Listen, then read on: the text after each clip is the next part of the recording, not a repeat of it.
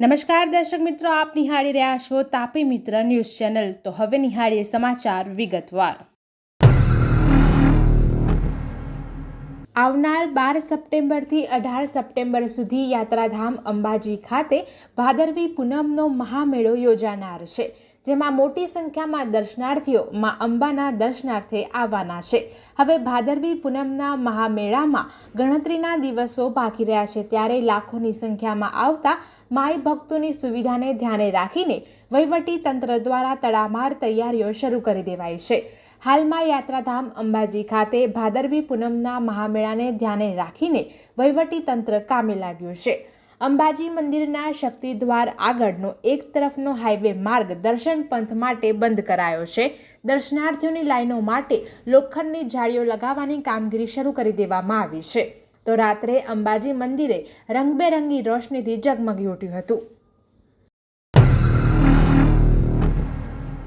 શહેરના બેફામ બનેલા બુટલેગરો પર અંકુશ લગાવવા પોલીસ એક્શનમાં આવી હોય તેવું લાગી રહ્યું છે। ક્રાઇમ બ્રાન્ચે માહિતીને આધારે હીરાસર નજીક ગેસના ટેન્કરમાં છુપાવીને લવાતો 2.5 કરોડના વિદેશી દારૂના જથ્થા સાથે રાજસ્થાની શખ્સને ઝડપી લઈ તેની ધરપકડ કરી હતી।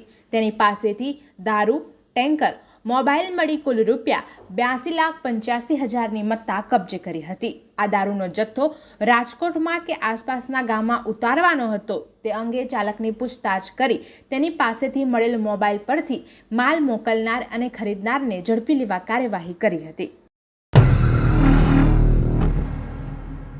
આટકોટની ડીબી પટેલ કન્યા છાત્રાલયની વિદ્યાર્થીની સાથે બનેલી દુષ્કર્મની ઘટનામાં 40 દિવસ કરતાં વધુ સમય સુધી ફરાર રહ્યા બાદ આરોપી એવા ભાજપના નેતા પરેશ રાંદડિયા નાટકીય ઢબે પોલીસના હાથમાં આવી ગયો હતો અને આટકોટ પોલીસે IUCAW યુનિટ પાસેથી આરોપીનો કબજો લીધો હતો અને આવતીકાલે સવારે તેને અદાલતમાં રજૂ કરી રિમાન્ડની માંગણી કરવામાં આવશે।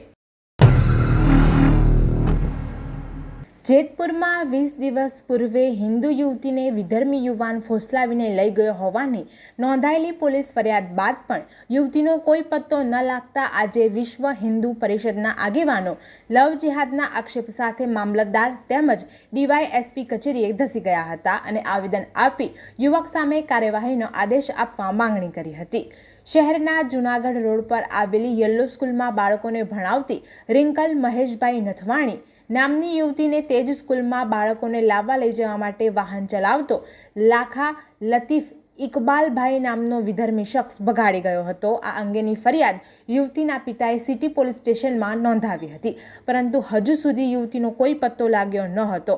આથી સિંધી લાડી લોહાણા સમાજ અને વિશ્વ હિન્દુ પરિષદના આગેવાનોએ મામલતદાર અને DYSPને આવેદન આપી જણાવ્યું હતું કે જ્યારે અમે પોલીસ સ્ટેશને જઈએ ત્યારે તપાસ ચાલુ છે તેવા જવાબ મળે છે। આથી યુવતી સાથે કોઈ અઘટિત બનાવ ન બને તે પહેલાં તેને શોધી પરિવારજનોને સોંપવામાં આવે તેવી માંગ કરી હતી।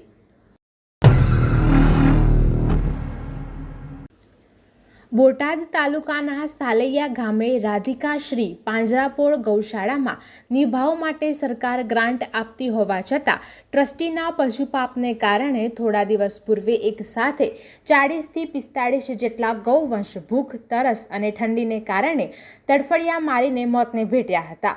પશુઓના મોતનો મામલો પ્રકાશમાં આવતા જીવદયા પ્રેમી સરકારી અધિકારીઓ તાબડતોડ સાલૈયા ગામે દોડી ગયા હતા અને ગૌશાળામાં રહેલ 450 જેટલા પશુઓને અન્ય પાંજરાપોળમાં શિફ્ટ કરી દીધા હતા।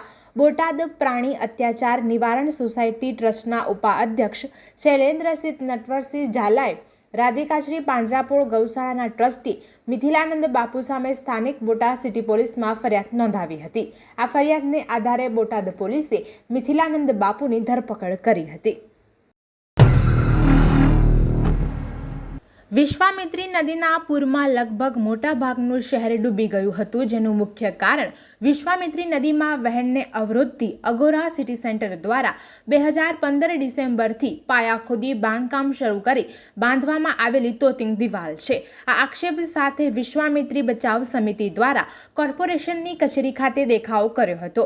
વિશ્વામિત્રી બચાવ સમિતિના અગ્રણી શૈલેષ અમીને જણાવ્યું હતું કે વિશ્વામિત્રી નદીમાં દિવાલ વર્ષ 2015 ડિસેમ્બર ડિસેમ્બરમાં બની હતી, ત્યારે અમે વિશ્વામિત્રી બચાવ સમિતિના નામે આ નદી ભવિષ્યમાં વડોદરાને પૂરથી ડૂબાડશે એવી ભીતિ વ્યક્ત કરી હતી અને મ્યુનિસિપલ કમિશનર, કલેક્ટર, સિંચાઈ વિભાગ, ખાણ ખનિજ વિભાગ તેમજ પર્યાવરણ અને જંગલ વિભાગને આવેદનપત્રો આપી રજૂઆત કરી હતી.